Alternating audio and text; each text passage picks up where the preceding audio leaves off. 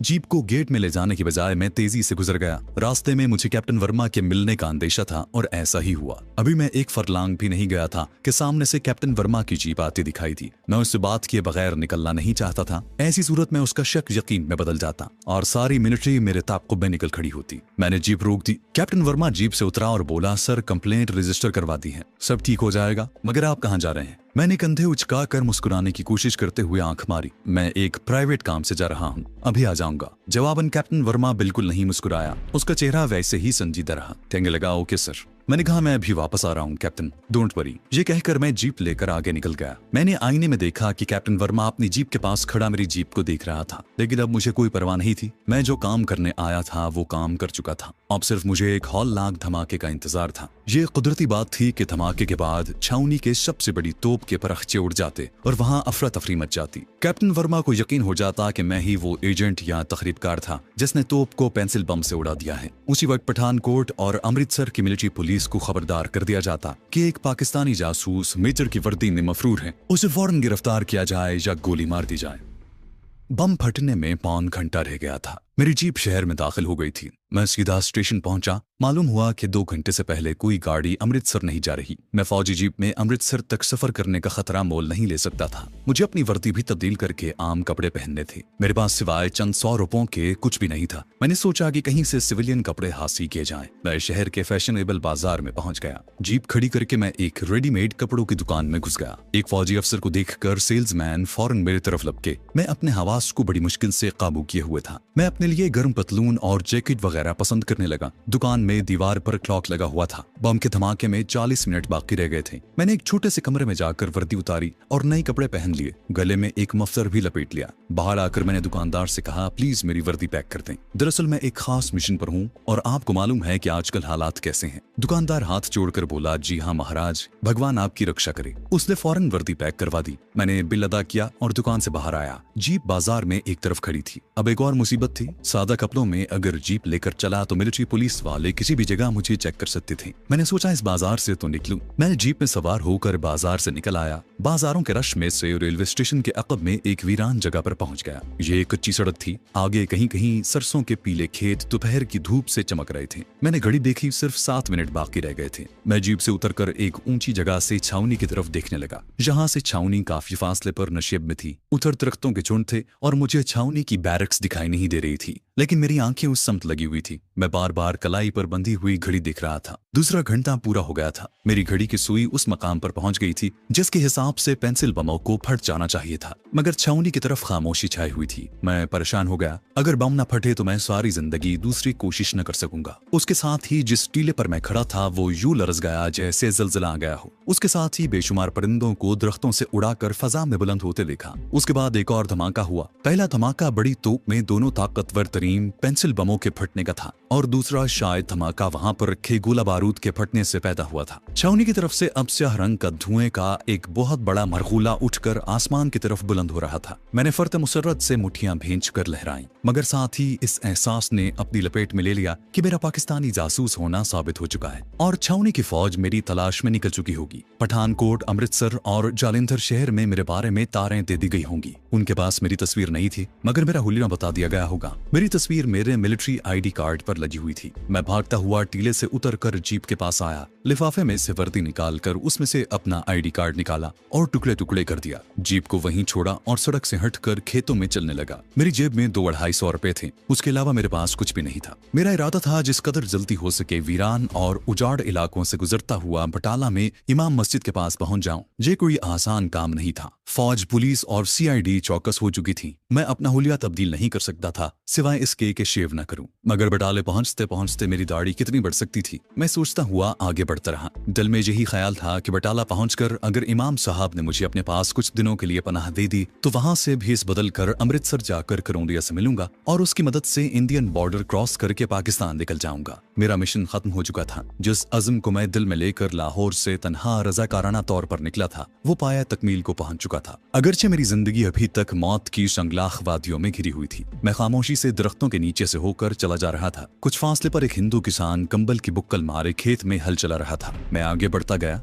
असल में मुझे देहाती लिबास में होना चाहिए था, मगर वहाँ देहाती लिबास मुझे कहाँ मिल सकता था। कुछ फासले पर वही किसान हल चलाता नजर आ रहा था जिसको मैंने पहले भी देखा था। मुझे भूख लगने लगी थी। वहाँ इर्द गिर्द मुझे कोई गाँव भी नजर नहीं आ रहा था। इसी तरह रेलवे लाइन के साथ साथ कुछ हट कर चलता रहा। 1 घंटे बाद मैंने 3 कच्चे कोठे देखे। मैं उनके करीब जाते हुए खौफ महसूस कर रहा था, लेकिन मैं एक मकान के करीब से गुजरा तो मुझे एक दीवार के साथ एक औरत रोटियां पकाती नजर आई। मेरे कदम रुक गए। मैंने करीब जाकर हाथ जोड़कर हिंदुओं की तरह नमस्कार किया और कहा, माता जी भूख लगी है। उधेड़ उम्र की औरत ने बड़े प्यार से कहा, पुत्रा भूख लगी है तो आजा रोटी खा। मैं उसके सामने जमीन पर बैठने लगा तो उसने पीछे से एक चौकी निकाल कर मुझे दी। पुत्र इस चौकी पर बैठो। उसने हांडी में से साग निकाल कर रोटी पर डाल दिया और मुझे देकर पूछा, तुम बाबू लगते हो, कहाँ से आ रहे हो? मैंने कहा, माता जी मैं बटाला के पटवारी सुंदरदास का पुत्र हूँ, अगले गाँव जा रहा हूँ, पिताजी का काम है। मैंने जवाब दिया और 2-3 रोटियां हड़प करके पानी पिया और प्रणाम करता हुआ आगे रवाना हो गया। मैं पगडंडियों पर चल रहा था। सामने कीकर और नीम के दरख्तों का सिलसिला फैला हुआ था। इन दरख्तों के पार एक छोटी सी पक्की सड़क रेलवे लाइन की तरफ जाती थी। आगे एक रेलवे फाटक था जिसके करीब एक ट्रक खड़ा था। मैंने चंद कदम आगे जाकर देखा तो ट्रक पर गोभी लदी हुई थी। उसका सिख ड्राइवर और क्लीनर खोखी के पास खड़े चाय पी रहे थे।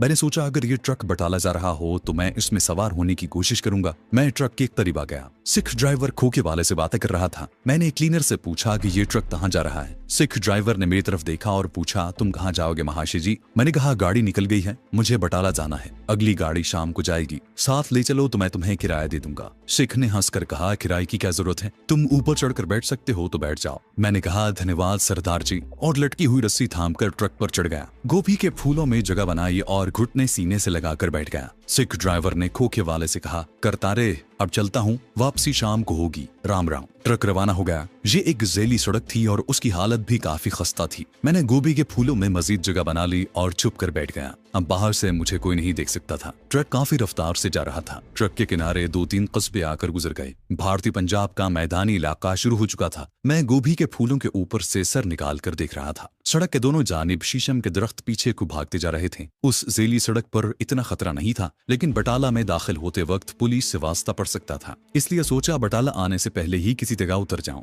दोपहर के वक्त मुझे दूर से बटाला कस्बे की बुलंद दीवार दिखाई देने लगी, मगर ट्रक बड़ी रफ्तार से जा रहा था। मैं ऊपर से ड्राइवर को आवाज भी न दे सकता था। खुदा पर भरोसा करके मैं वहीं दुबका बैठा रहा। ट्रक बटाला की सब्जी मंडी के गेट पर जाकर रुक गया। मैंने डरते डरते सर उठाकर देखा। सब्जी मंडी में मुझे कोई सिपाही नजर न आया। सिख आड़ती और मजदूर इधर उधर अपने काम में लगे हुए थे। मैंने ट्रक से छलांग लगा दी। सिख ड्राइवर ने कहा, लाला जी ऊपर तकलीफ तो नहीं हुई? मैंने कहा, नहीं सरदार जी, आपका धन्यवाद। सिख ड्राइवर ने क्लीनर को पुकारा और कहा, रस्सा खोलो। मैंने सर पर मफलर इस तरह लपेटा कि मेरा आधा चेहरा उसमें छुप गया था। मैं बाजार में से गुजरता हुआ उस गली में आ गया जहाँ मस्जिद थी। एक कश्मीरी मुसलमान मस्जिद से निकल रहा था। मैंने उससे मौलवी साहब के बारे में पूछा। उसने पहले तो मुझे ऊपर से नीचे तक देखा, फिर पूछा, तुम्हें मौलवी साहब से क्या काम है? मैंने कहा, मुझे उनसे जरूरी काम है। कश्मीरी मुसलमान ने बताया कि मौलवी साहब सुबह से मालीर कोटला गए हैं। मशरकी पंजाब में मालीर कोटला ही एक ऐसी रियासत है जहाँ 1947 में मुस्लिम कुश फसादात में काफी हद तक अमनो अमान रहा था। इसलिए पंजाब और कई एक आसपास की रियासतों के मुसलमान कुंबे वहां जाकर आबाद हो गए थे।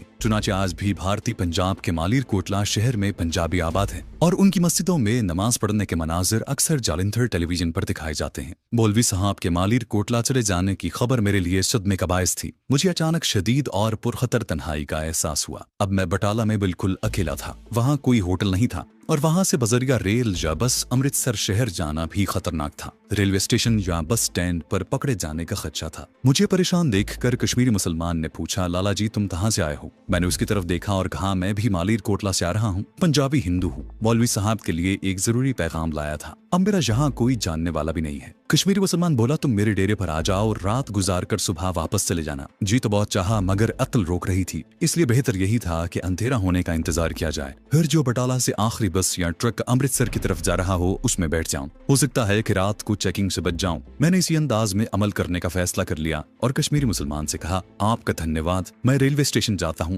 हो सकता है कि कोई मालगाड़ी अमृतसर जाती हो। ड्राइवर से कहकर उसमें बैठ जाऊंगा। ये कहकर मैंने नमस्कार किया और खामोशी से चल दिया। मैं तेज तेज चलता हुआ अगली गली से निकलकर बाजार में आ गया। मुझे अपने ऊपर उस चूहे का गुमान हो रहा था जो एक बहुत बड़े पिंजरे में जान बचाने के लिए इधर उधर भाग रहा हो। दिन ढलने लगा था। धूप फीकी पड़ चुकी चुकी थी। बटाला के बाजार बड़े बड़े और पुरशोर थे। ज्यादा आबादी सिखों की थी। हर तरफ सिख ही सिख नजर आ रही थी। जहां मुझे पुलिस का कोई वर्दी पोश सिपाही दिखाई देता, मैं कन्नी कतरा कर दूसरी तरफ निकल जाता। रेलवे स्टेशन जाने के बजाय मैं कस्बे के जुनूब में वाक़े एक चाय की दुकान में बैठ गया। ये एक सिख का होटल था। होटल में बहुत से लोग सर्दी से बचने के लिए बैठे चाय पी रहे थे। उनमें सिख भी थे और हिंदू भी। मैंने गर्म ऊनी मफलर सर पर लपेट रखा था और हुलिये से कोई क्लर्क लगता था। ये एक गैर मारूफ सा इलाका था जहाँ पुलिस का सिपाही भी कहीं नहीं था। वहाँ बैठे बैठे मुझे शाम हो गई। मैं मुंतजिर था कि जरा अंधेरा फैले तो वहाँ से निकलूं। रेडियो पर हिंदी में खबरें नशर होने लगी। इन खबरों से मालूम हुआ कि मशरकी पाकिस्तान के हालात बहुत ज्यादा खराब हो गए हैं और भारतीय फौजों को अपने मुल्क की सलामती के लिए चौकस रहने की हिदायत की गई है। ये मेरे लिए बहुत ही मायूस कुन खबर थी, क्योंकि इस तरह से सरहदों पर भारतीय फौज आ जाएगी और बॉर्डर क्रॉस करना नामुमकिन हो जाएगा। मैं खामोश बैठा चाय पीता रहा।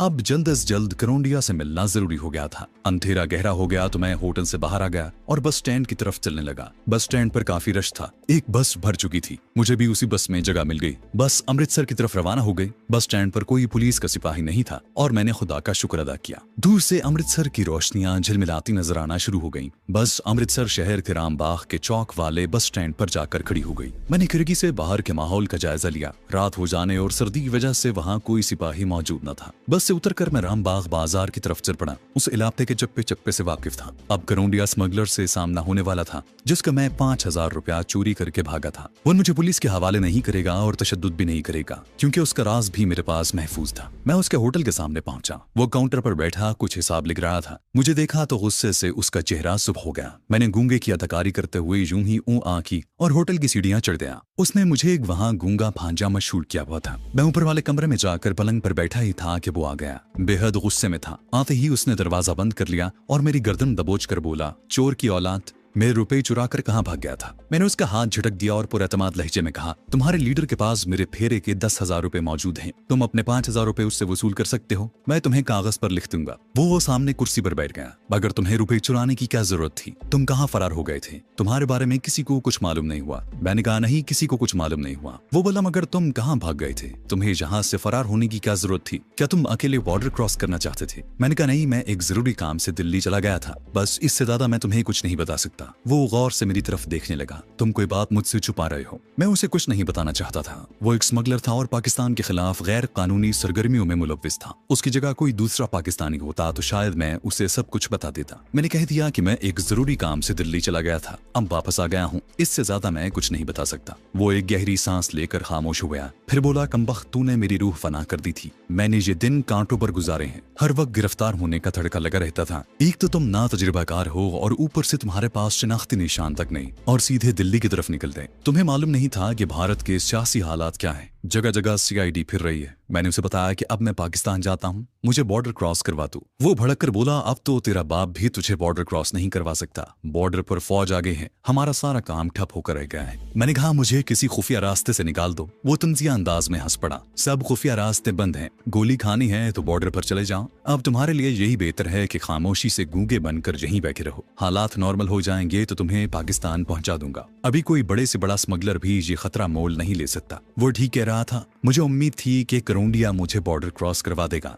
लेकिन अब जो उसने भी मायूसी का इजहार किया तो मैं सोच में पड़ गया। मुझे ऐसे लगा जैसे एक पिंजरे में कैद हो गया हूँ, जिससे बाहर निकलने का कोई रास्ता नहीं। अमृतसर में ये अफवाह भी गश्त कर रही है कि पाकिस्तानी कमांडोज मशरकी पंजाब में दाखिल हो गए हैं और उन्होंने पठानकोट छावनी में कोई बहुत बड़ा धमाका किया है और हमें भी बड़ी एहतियात से काम लेना होगा। तुम भी होटल से ज्यादा दूर मत जाना। ये बताओ कि मेरे 5,000 रुपए में से कुछ बचा भी है कि नहीं? मैंने कहा, 100 के करीब रुपए बचे हैं। वो बोला, 5,000 रुपए में से सिर्फ 100 रुपए बचे हैं? कहाँ अय्याशी करते फिरे हो? फिर वो मुठियां भींच कर बोला, लीडर ने क्या मुसीबत मेरे पास भेज दी है। अच्छा, मुझे कागज पर लिख दो कि तुमने अपने फेरे के 5,000 रुपए वसूल कर लिए हैं। मैंने बेनियाजी से कहा, लिख दूंगा। और मैं गूंगा बनकर ज्यादा दिन इस स्मगलर के पास नहीं रह सकता था। किसी भी वक्त मैं भूल कर कुछ बोल सकता था और मामला खराब हो सकता था। लेकिन मेरे लिए अभी पाकिस्तान का दरवाजा बंद था। मिशन मुकम्मल होने के बावजूद मैं अपने वतन नहीं जा सकता था। कुछ ऐसा नहीं हो सकता कि मैं दिल्ली से बजरिया तैयारा या बंबई से बजरिया बहरी जहाज पाकिस्तान चला जाऊं। वो तल्ख लहजे में बोला, वहां तुम्हारा कोई मामा नहीं बैठा हुआ जो बगैर पासपोर्ट वीजे के जाने देगा, और ऐसा ख्याल दिल में लाए तो तुम अपने साथ मुझे भी मरवाओगे। बस इस कमरे में पड़े रहो। पासपोर्ट वीजे के ख्याल से अचानक मुझे भारत में पाकिस्तानी सिफारत खाने का ख्याल आया।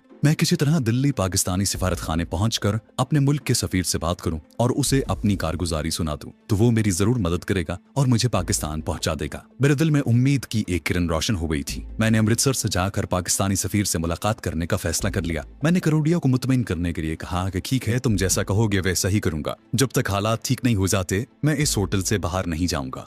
वो चला गया और मैं वहां से फरार होकर दिल्ली जाने के बारे में गौर करने लगा। रात को खाना खाकर मैं उसी कमरे में पलंग पर पड़ गया। मैं सोच रहा था कि मेरे पास सिर्फ 70-80 रुपए हैं। क्या इन रुपयों से काम चल जाएगा? जाहिर है करोड़िया अब मुझे एक पाई भी नहीं देगा। मैंने फैसला कर लिया कि इन्हीं रुपयों से काम चलाऊंगा। दिल्ली पहुंचकर एक बार पाकिस्तानी सफीर से मुलाकात हो गई तो पैसों की जरूरत नहीं रहेगी। वहां मेरा पासपोर्ट भी बन जाएगा और मुझे बजरिया हवाई जहाज पाकिस्तान पहुंचा दिया जाएगा। थोड़ी देर पहले मेरे दिलो दिमाग पर मायूसियों के जो बादल छाए हुए थे वो छट गए और मैं सो गया। दूसरे दिन अखबारों में पठानकोट छावनी में धमाके की खबर इन 6 सुर्खियों के साथ छपी कि पाकिस्तानी कमांडोज और तखरीबकार भारत में दाखिल हो गए हैं और उन्होंने पठानकोट छावनी में धमाका किया है। किसी भी अखबार में ये खबर नहीं छपी थी कि पठानकोट छावनी की सबसे कीमती और सबसे बड़ी और जदीद तोप के परखचे उड़ गए हैं। मैं नीचे होटल में आकर नाश्ता करने लगा। वहाँ एक खद्दरपोश और कांग्रेसी टोपी वाला हिंदू लाला पठानकोट छावनी के धमाके पर तबसरा कर रहा था और बेहद गुस्से में पाकिस्तान को बुरा भला कह रहा था। दूसरे हिंदू सिख उसकी हाँ में हाँ मिला रहे थे। करोड़िया रात को मेरे कमरे में प्याली में थोड़ा सा जाफरान भिगोकर इस ताकीद के साथ रख गया था कि सुबह माथे पर तिलक लगाकर नीचे आऊं। चुनाचे उस वक्त मेरे माथे पर हिंदुओं की तरह जाफरान का आधा इंच लंबा निशान मौजूद था। मैं खामोशी से नाश्ता करते हुए हिंदी अखबार में रेलगाड़ियों के औकात पढ़ रहा था। जनता एक्सप्रेस अमृतसर से शाम के वक्त रवाना होती थी। ये गाड़ी दिल्ली से होती हुई बंबई जाती थी। मैंने उस गाड़ी में जाने का फैसला कर लिया। चुनाचे नाश्ता करके ऊपर अपने कमरे में जाकर लेट गया। दोपहर का खाना ऊपर भिजवा दिया गया। मैं कमरे में ही पड़ा अपने नए सफर के बारे में सोच और विचार कर रहा था। मुझे अपना ये सफर मुश्किल नजर नहीं आ रहा था। मैं ट्रेन के दूसरे मुसाफिरों में गुम होकर अपने आप को छुपा कर दिल्ली पहुंचने में कामयाब हो सकता था। जनता एक्सप्रेस अमृतसर रेलवे स्टेशन से शाम 7:30 बजे चलती थी। मैं 6 बजे के करीब कमरे से निकलकर नीचे होटल में आ गया और कोने वाली मेज पर बैठकर चाय पी, 2 क्रीम रोल खाए। मैं अपना पेट ज्यादा से ज्यादा भर लेना चाहता था। करोड़िया उस वक्त काउंटर पर नहीं था। ये मेरे लिए सुनहरा मौका था। मैं चाय खत्म करके उठा और बड़ी बेनियाजी से टहलता हुआ होटल की सीढ़ी उतरकर बाजार में आ गया। 2-1 मिनट बाजार में खड़ा जायजा लेता रहा कि करोड़िया कहीं आसपास तो नहीं है। बाजार की रोशनियों में वो कहीं दिखाई न दिया। मैं कदम कदम चलता बिजली वाले चौक से गुजरकर हॉल बाजार में आकर पान वाले हिंदू की दुकान पर खड़ा हो गया। हिंदू पनवाड़ी ने हंसकर कहा, क्यों गूंगा राम, आज तो बड़े हीरो बने हुए हो। पतलून और जैकेट मामू ने लेकर दी है। मैंने गूंगों की तरह हाथ हिलाकर गूंगा किया और हंसता हुआ बाजार में यूं आगे की जानिब चलने लगा जैसे टहल रहा हूँ।